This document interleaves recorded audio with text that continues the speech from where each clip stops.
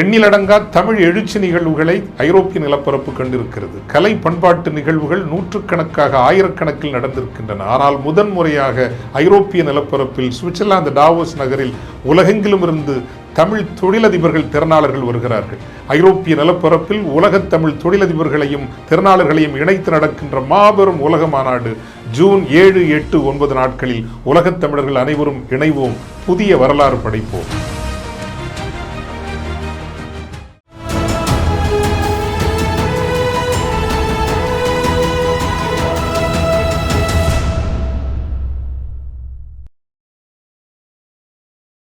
தமிழர் நேயர்களுக்கு அன்பு நம்மோட மூத்த அரசியல் விமர்சகர் திரு ரவீந்திரன் துரைசாமி இணைந்திருக்கிறார். சார் வணக்கம். வணக்கம் மார்ஷல். ஜூன் 4ஆம் தேதி ரிசல்ட் வரப்போகுது. தமிழ்நாடு நிலைமை எப்படி இருக்கும்னு நினைக்கிறீங்க?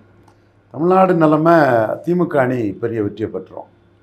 35+ தான். ஒரு ராமநாதபுரம், ஒரு சில இடங்களில் போட்டி இருக்கலாம். அதுவும் திமுக அணி ஒரு நல்ல போட்டியை கொடுப்பாங்க. இந்த இடங்களில் கொஞ்சம் போட்டி இருக்கலாம், அவ்வளவுதான். மற்றபடி முழுசாக திமுக ஸ்வீப் பண்ண வாய்ப்பு இல்லையா? 39க்கு 38 ஜெயித்தாங்க. இப்போ அவங்க ஸ்காட்டில் மழை தான், எதிரணி சதறி இருக்குது. ஸோ அர்த்மெட்டிக் படி பார்த்தா அவங்க முழுதையும் ஸ்வீப் பண்ணணும். ஆனால் ஒரு ஓபிஎஸ் அவரோட ஒரு பர்சனாலிட்டி இதில் ஏறி போகிறது, தினகரன், அன்புமணி ராமதாஸ், ஒரு அண்ணாமலை, இவங்கெல்லாம் ஒரு பர்சனாலிட்டி வைஸ் ஏறி போனால் ஒரு வெற்றி வாய்ப்பு கிடைக்கலாங்கிறது ஒரு எதிர்பார்ப்பு தானே தவிர திமுக இந்த இடங்கள்லையும் கடும் போட்டியை கொடுக்க தான் செய்கிறாங்க. கள்ளக்குறிச்சியில் கொஞ்சம் மாற்றம் ஏற்பட வாய்ப்பு இருக்கிறதா சொல்கிறாங்க. என்னை பொறுத்தவரை எனக்கு அதில் லாஜிக் இருக்கிறதா தெரியல. அதிமுக வாக்கு வங்கிங்கிறது ஒரு சீராக இருக்கக்கூடிய ஒரு வாக்கு வங்கி தான். அது ரொம்ப ஒன்றும் ஜம்பிங்காக பெரிய இடங்களில் போகக்கூடிய வாய்ப்பு இல்லை. கள்ளக்குறிச்சியிலையும் திமுக அணி 50% வாக்குகளுக்கு பலமாக இருக்கும்போது எப்படி கள்ளக்குறிச்சியில் மட்டும் திமுக அணி பலகீனப்பட்டு அது பெரிய அளவுக்கு ஒரு ஜம்பு அதிமுக அணிக்கு வந்துட போகுது. ஒரு சீரான வாக்கு பலம் கொண்ட கட்சி தான் அதிமுக. இப்போ பாஜக கூட கன்னியாகுமரியில் ஒரு பெரிய பலம் கொண்ட கட்சி. எதிர்ப்பு ஓட்டுகள் பஸ்லியானுக்கு ஒரு பகுதி, நாம் தமிழர் வேட்பாளர் மரியா ஜபரினா அந்த அம்மையாருக்கு ஒரு பகுதி, இப்படி 2 பேருக்கு பிரியும் போது ஒரு வெற்றி வாய்ப்பு பொன் ராதாகிருஷ்ணனுக்கு வந்துடலாம். அதே போல் காரணம் அங்கே பாஜகவுக்குன்னு ஒரு 30-33% வாக்கு பலம் அங்கே இருக்குது. தமிழக அளவில் உள்ள பலத்தோட மிகப்பெரிய பலம் கான்சன்ட்ரேட்டடாக அங்கே இருக்குது. அதே மாதிரி பாமகவுக்கு கான்சன்ட்ரேட்டடாக ஒரு பலம் இருக்குது. இப்படி ஒரு கான்சன்ட்ரேட்டட் பலம் உள்ள இடத்துல ஒரு பாமகவோ ஒரு பாஜகவோ வெற்றி பெற முடியும். ஆனால் பரவலாக தமிழகம் முழுவதும் ஒரே சீரா பலம் உள்ள அதிமுக ஒரு 20-22% வந்துருமா? அதிமுக அணி 20-22% ஆவரேஜாக வரக்கூடிய அணி. கள்ளக்குறிச்சியில் மட்டும் எப்படி ஜெயிக்கிறதுக்கு போதுமான அளவு ஒரு 40-45% போயிடும், வாய்ப்பு இல்லைன்னு தான் நான் கருதுறேன். அதிமுக மூத்த தலைவர் சமீபத்தில் ஒருத்தர் சொல்கிறாரு, பிரபலமான தலைவர், 40லையும் அதிமுக வெற்றி பெறும் அப்படின்றாரு. அவருடைய நம்பிக்கை முழுசாக இல்லைனாலும் பாதியாவது கை கொடுக்க வாய்ப்பு இருக்கு. 40லையும் எத்தனையில் டெபாசிட் கிடைக்குங்கிறத அங்கே பார்க்கணும். நான் தெளிவாக களத்துக்குள்ளே போனது ஐயா முதன் பழனிசாமி அவரோட சவாலை ஏற்று ஐயரும் நாடாரும் என்ன செய்ய முடியுங்கிற சவாலை ஏற்று தென் மாவட்டத்தில் உள்ள தொகுதிகளுக்கு நான் போனேன். அப்போ தென் மாவட்டத்தில் உள்ள ஜாதி சங்க தலைவர் மக்களெல்லாம் நான் பார்த்து பேசுனது, நீங்கள் ஜாதி அடிப்படையில் நெகட்டிவாக வாக்களிக்காதீங்க, ஒரு தேவரை நீக்கிட்டாருங்கிறனால அதை பாராட்டி நீங்கள் நாடார்கள் வாக்களிக்காதீங்க, அது தவறு, நேர்மறை சமூக நீதி தான் முக்கியம், பாசிட்டிவ் சோஷியல் ஜஸ்டிஸுங்கிற அடிப்படையில் தான் நீங்கள் வாக்களிக்கணுங்கிறத அவங்கள்ட்ட சங்க தலைவர்கள் ஊரில் உள்ளவங்கள்ட்டெல்லாம் நான் என்னோடய கருத்தாக முன் வச்சேன். அவங்க நீங்கள் சசிகலாவுக்கு எதிராக இருந்தீங்க, தினகரனுக்கெல்லாம் எதிராக இருந்தீங்க, நீங்கள் சொன்னதெல்லாம் நடந்தது, ஆனால் நீங்கள் எப்படி ஓபிஎஸ் ஆதரிக்கலாங்கிற மாதிரியும் ஒரு சிலர் கேட்டாங்க. அவங்கள்ட்ட நான் கூப்பிட்டு கன்வின்ஸ் பண்ணி ஓபிஎஸ்கிட்ட நியாயம் இருக்குங்கிறத சொன்னேன். அதை கூட்டத்தில் இருந்த மற்றவர்களே ஓபிஎஸ் அப்படி பார்க்க முடியாது, அவரை ஜாதிய ரீதியாக அவரை பார்க்க முடியாது அப்படிங்கிற கருத்தையும் உடனே முன் வச்சாங்க. நானும் சொன்னேன், ஓபிஎஸ் கோபாலகிருஷ்ணன், ஒரு தேவேந்திரகுல வேளாளர், ஒரு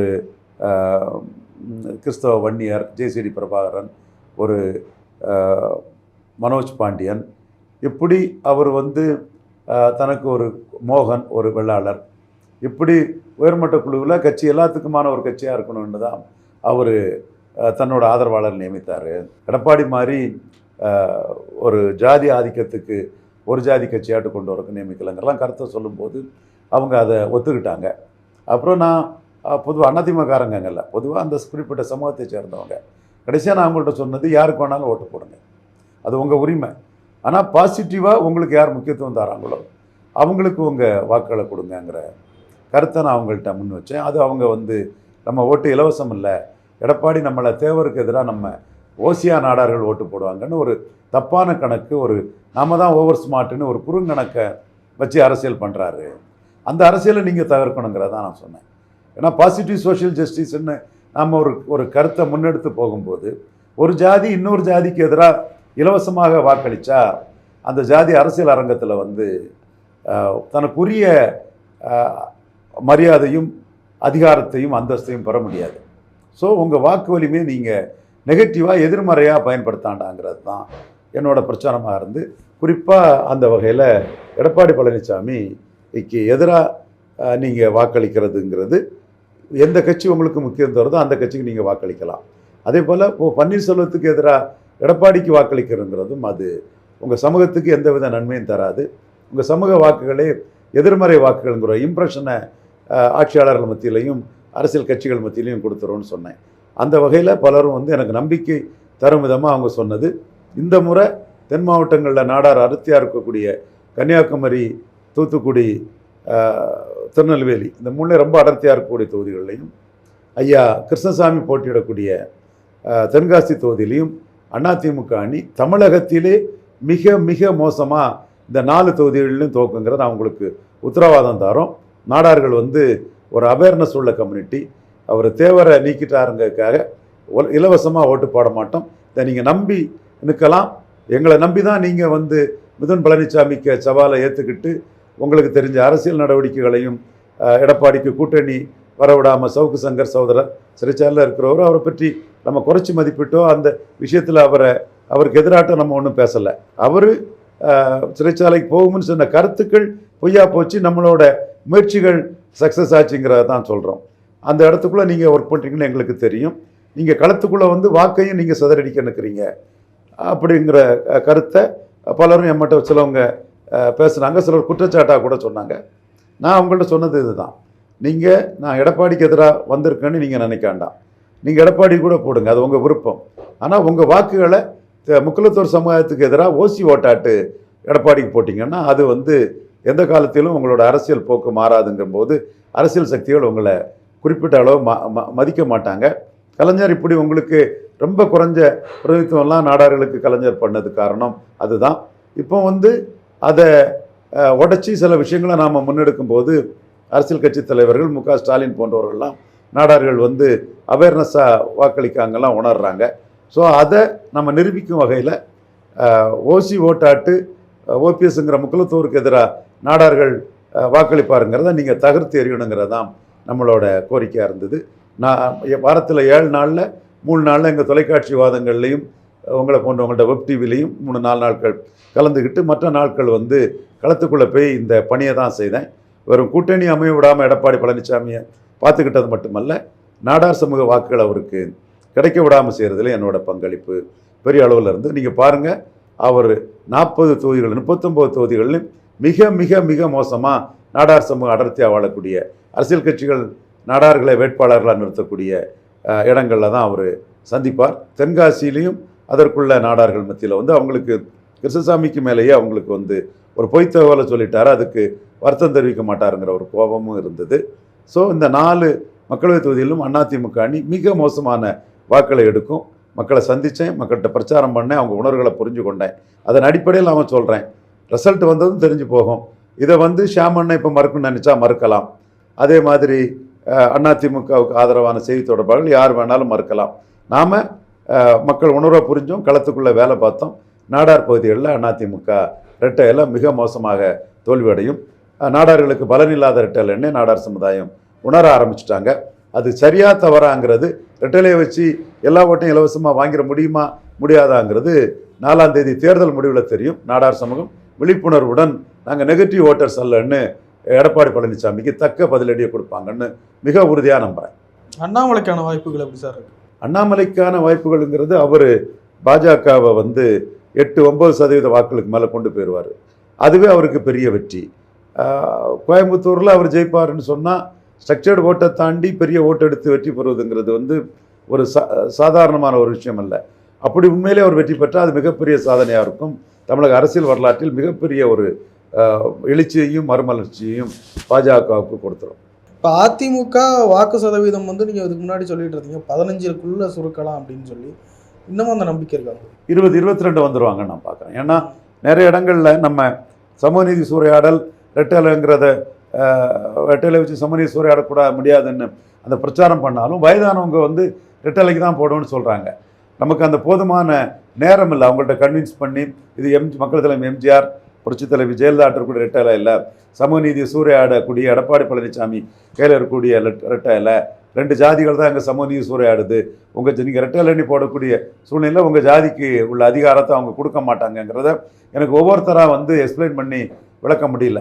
சங்க தலைவர்கள் ஊரில் உள்ள முக்கிய தலைவர்கள்ட்ட இந்த கட்சியோட தன்மை மாறிட்டுங்கிறத வந்து ஓரளவு சொல்ல முடிஞ்சது. அது எனக்கு போதுமான டைம் இருக்குன்னா இன்னும் நம்ம அலர்ட் பண்ணியிருக்கலாம்.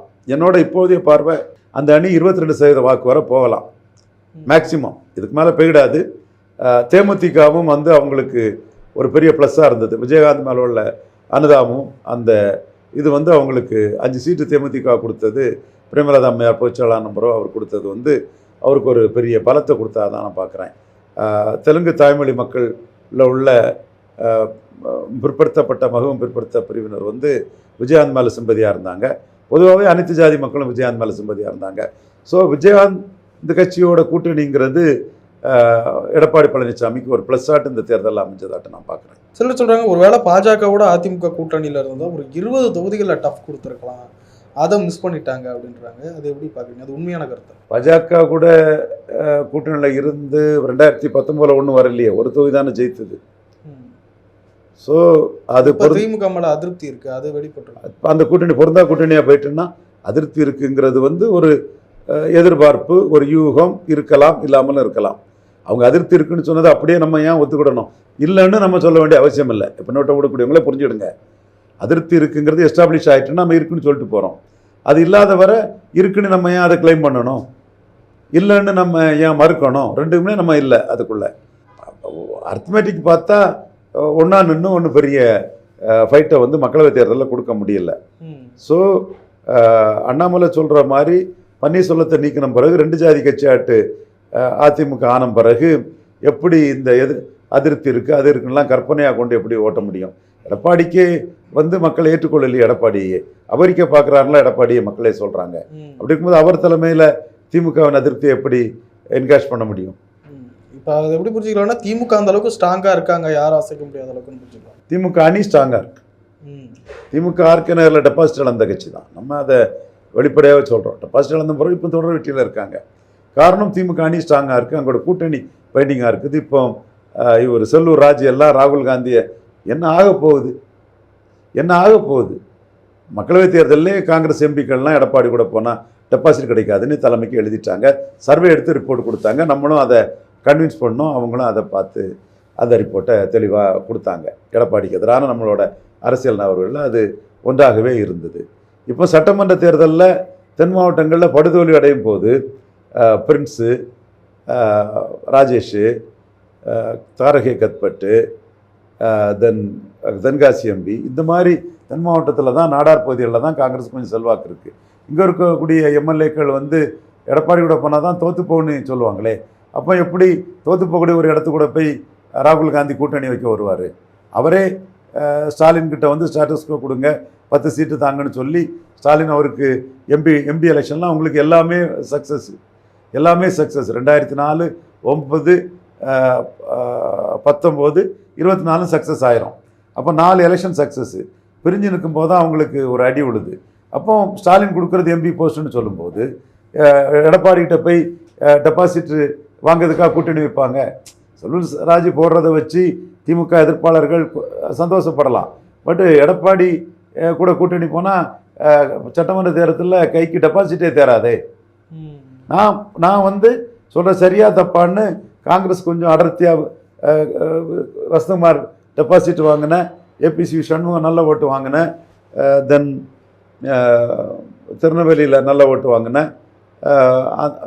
அந்த ஏரியாக்களில் நீங்கள் வந்து காங்கிரஸ் கூட்டணியை கனவு காணக்கூடிய அதிமுக மிக மோசமான ஓட்டு எடுக்குங்கிறத மையமாக வச்சு நான் சொல்கிறேன். அப்போ அந்த ஏரியாவில் அதிமுகவின் ஓட்டு மிக மோசம்னா காங்கிரஸ் எப்படி கூட்டணி போகும்? காங்கிரஸ் எம்எல்ஏக்கள் எப்படி சோனியா காந்தி கிட்ட எடப்பாடிகிட்ட போனால் டெபாசிட் போயிருங்கிறத மென்ஷன் பண்ணாமல் இருப்பாங்க? எம்பிக்கள் பண்ண வேலையை எம்எல்ஏக்களும் பண்ணத்தானே செய்வாங்க. இப்போ நேஷனல் லெவலாக பிஜேபி 300-350 வரும்னு சொன்னவங்கலாம் கூட இப்போ பிஜேபிக்கு 220 தான் அப்படின்னு சொல்ல ஆரம்பிச்சிருக்காங்க. அப்படியா? தெரியல. நான் பிஜேபி 3வது முறையும் வெற்றி பெறும், மோடி 3வது முறையும் பிரதமராக வாருங்கிற என் கருத்தை ஸ்டெடியாக அன்னையிலேருந்து இன்னை வரை நான் சொல்லிட்டு தான் இருக்கிறேன். மும்பையில் மட்டும் இது மகாராஷ்டிராவில் சற்று பாதிப்பு வரும்னு நான் சொல்லியிருந்தேன். ஆனால் ஓட்டிங் பேட்டர்னை பார்த்தா மகாராஷ்டிராவில் வாக்குப்பதிவு குறைவுன்னு சொல்லும் பார்க்கும்போது பாஜக ஆர்எஸ்எஸ் அந்த ஓட்டர்ஸ் வந்து போட்டுட்டாங்க. எதிரணி வாக்குகள் தேசியவாத காங்கிரஸு சிவசேனா உத்தவ் தாக்கரே ஒழுங்காக ஒர்க் அவுட் ஆச்சாங்கிறது வந்து கெமிஸ்ட்ரி ஒர்க் அவுட் ஆச்சாங்கிறது பெரிய கேள்விக்குறியாக இருக்குது. ஏன்னா இந்தியா கூட்டணி தமிழ்நாட்டில் மட்டும்தான் கெமிஸ்ட்ரி ஒர்க் அவுட் ஆகிருக்கு. ஸோ அந்த இடத்துக்குள்ளே கெமிஸ்ட்ரி என்ன ஆக போகுதுங்கிறத வச்சு தான் ரிசல்ட்டே சொல்ல முடியும். பட் அரித்மெட்டிக்கு அங்கே மகாராஷ்டிராவில் மோசமாக தான் இருக்குது பாஜகவுக்கு. யூபிலையும் ஏதோ ஒரு மாற்றம் ஏற்பட்டிருக்கிறதா சொல்கிறாங்க. ஈஸ்டர்ன் யூபியில் யாதவர்களும் முஸ்லீம்களும் வாக்களிப்பாங்கங்கிற மாதிரிலாம் ஒரு தகவல்களை வந்து சோபனா நாயர்னு ஒருத்தர் வந்து ஹிண்டு பத்திரிகையில் எழுதிட்டு இருக்கிறாரு. ஓகே, அது அவர் கருத்து, அந்த கருத்தை அவர் முன்வைக்கிறாரு. ஆனால் யாதவர்களும் பாஜகவுக்கு மக்களவைத் தேர்தல் தானே, நம்ம அகிலேஷ் யாதவை சட்டமன்றத்தில் பார்த்துக்கலான்னு மோடிக்கு வாக்களிக்கிறதுக்கு வாய்ப்பு இருக்குங்கிற ஒரு கருத்தும் முன்வைக்கப்படுது. ஸோ 2 கருத்தில் எது சரிங்கிறத பார்ப்போம். என்னோட பார்வை யூபியில் வந்து பாஜக அலையன்ஸ் அரித்மெட்டிக் நல்லா தான் இருக்குது. எதிரணி அரித்மெட்டிக் வந்து 35% தாண்டறதுக்குள்ள வாய்ப்பே இல்லை. பட் கற்று எழுதக்கூடியவங்க எதிரணிக்கு ஒரு வேவ் இருக்கிற மாதிரியும் ஒரு எதிர்ப்பு அலை இருக்கிற மாதிரியும் ஒரு தோற்றத்தை கொடுக்குறாங்க. அது இல்லைங்கிறதான் என் கருத்தாக நான் முன்வைக்கிறேன். என்னதான் அப்படி அடிச்சு பிடிச்சி வந்தாலுமே கூட்டணி சர்க்காருக்கு தான் வாய்ப்பு இருக்குது அப்படின்றார். மோடி அரசுங்கிறது வந்து எந்த சூழ்நிலையும் அமைந்தே தீரும். நீங்கள் மகாராஷ்டிராவிலெல்லாம் உத்தவ் தாக்கரேக்கு சீஃப் மினிஸ்டர் போஸ்ட்டு மகாராஷ்டிராவில் தந்துடும்னு சொன்னால் கிடைக்கிற சீட்டை கொண்டு போயிடுவார். சரத்பவாருக்கு பேட்டியே 50% சீட்டு ஜெயிப்போம்னு சொல்கிறதே நாங்கள் ஒரு 5-6 சீட்டு ஜெயிப்போம், உங்களுக்கு ஆதரவு தர தயார்னு சொல்கிற மாதிரி இருக்குது. ஸோ மோடி அரசாங்கம் தாங்கிறதுல எந்த மாற்றமும் இல்லை. நவீன் பட்நாயக்லாம் இந்த முறை கொடுக்க மாட்டார் ஆதரவு. காங்கிரஸு கூட அவர் எந்த ஒரு தோரம் வைக்க மாட்டார். இது தேர்தல் நேரத்தில் நடக்கக்கூடியது தானே தவிர தேர்தல் முடிஞ்சால் அவங்களுக்கு பாஜகவை ஆதரிக்க தான் ஈஸி. என் மம்தாவே கூட அகிலேஷ் யாதவ் தேஜஸ்வி யாதவ் நேரடி எதிரினால பாஜக பக்கம் போகலையே தவிர அந்த முஸ்லீம் ஓட்டுக்காக போகலையே தவிர மற்றபடி காங்கிரஸ் கூட டீல் பண்ணுறது யாரும் விரும்பலை. சந்திரபாபு நாயுடு கூட தேர்தலில் மோடி ஃபோட்டோவை விட்டுட்டு தான் போய் பிரச்சாரம் பண்ணாரு. இது இப்படி ஒரு பிரச்சாரத்தை பண்ணிகிட்ருக்காங்க. 14 மோடி பிரதமர்னு சொல்லி சந்திரபாபு நாயுடு ஜெயித்தார். 19 அவர் மோடி அலையன்ஸை கட் பண்ணிக்கிட்டு பிரதமராக நினச்சி தோத்தார். இப்போ ராமர் கோயில் விழாவுக்கு அவராக போய் நின்னார். ஸோ மோடியை பெரிய மதிப்பு கொடுத்து தேர்தல் பிரச்சாரம் பண்ணிகிட்டு இருக்கக்கூடியவர் மோடி படத்தை போடாமல் பிரச்சாரம் பண்ணாருங்கிறதெல்லாம் தவறான தகவல். ஒருவேளை அப்படி வந்தால் கூட மோடி பிரைம் மினிஸ்டராக இருக்க வாய்ப்பு இல்லை, ரொம்ப நாளைக்கு வாய்ப்பு இல்லை. யோகியோ இல்லை வேறு யாரையோ ஆர்எஸ்எஸ் மாற்றிடுவாங்கன்ற ராஜ்நாத்தே சொல்லிட்டார.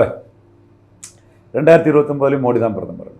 29 75 வயசுக்கு மேலே யாரும் இருக்க முடியாதுங்களா சார்? அது யார் சொன்னா? ஆர்எஸ்எஸ்னுடைய கொள்கை அப்படின்றாங்க. காமராஜர் வந்து வயதானவர்கள் கட்சி பணிக்கு போகணுன்னு பிளானு கொண்டு வந்தார். நெஹ்ரு நான் ரிசைன் பண்ணி சொல்லும்போது நீங்கள் ரிசைன் பண்ணிங்கன்னா அந்த பிளானையும் நான் முன்மொழியலை, உங்களுக்கு விதிவிலக்குன்னு சொல்லும்போது வந்து தோற்றுப்போன பாஜகவை அத்வானியும் வாஜ்பாயும் தோற்றுப்போன ஒரு சூழ்நிலையில் பெரிய வெற்றியை கொண்டு வந்து நீங்கள் அந்த கட்சிக்கு எத்தனையோ சீஃப் மினிஸ்டர்ஸு, ராஜ்யசபா எம்எல்ஏ, அதெல்லாம் மேயர், இதெல்லாம் இருக்கிறதுக்கு வந்து பெரும் முக்கிய காரணமாட்டு அடிப்படையிலும் கொஞ்சம் இருந்தது, நான் இல்லைன்னு சொல்ல வரல. மோடி இருக்கும்போது வெற்றியை கொடுக்கக்கூடிய மோடி தான் அவர் ஆயுட்கால பிரதமருங்க லெவலில் இருப்பார். அது மோடியை பிடிக்காதவங்க, எரிச்சல் படக்கூடியவங்க அது இது பேசுவாங்க, அவ்வளவுதான். அதில் ஒன்றும் அர்த்தம் இல்லை. 19 கட்கரி வராருன்னு குடுகுடுப்பக்காரன் மாதிரி பேசிகிட்டு இருந்தாங்களே, எல்லாம் ஆர்எஸ்எஸ்காரன் சொல்கிறான்னு சொல்லி இவன் தீக்காக்காரனே பேசுவோம். நிச்சயமாக சார், நிறைய விஷயங்களை போயிருந்தீங்க. நன்றி சார். எண்ணிலடங்கா தமிழ் எழுச்சி நிகழ்வுகளை ஐரோப்பிய நிலப்பரப்பு கண்டிருக்கிறது. கலை பண்பாட்டு நிகழ்வுகள் நூற்றுக்கணக்காக ஆயிரக்கணக்கில் நடந்திருக்கின்றன. ஆனால் முதன்முறையாக ஐரோப்பிய நிலப்பரப்பில் சுவிட்சர்லாந்து டாவோஸ் நகரில் உலகெங்கிலும் இருந்து தமிழ் தொழிலதிபர்கள் திறனாளர்கள் வருகிறார்கள். ஐரோப்பிய நிலப்பரப்பில் உலகத் தமிழ் தொழிலதிபர்களையும் திறனாளர்களையும் இணைத்து நடக்கின்ற மாபெரும் உலக மாநாடு ஜூன் 7, 8, 9 நாட்களில் உலகத் தமிழர்கள் அனைவரும் இணைவோம், புதிய வரலாறு படைப்போம்.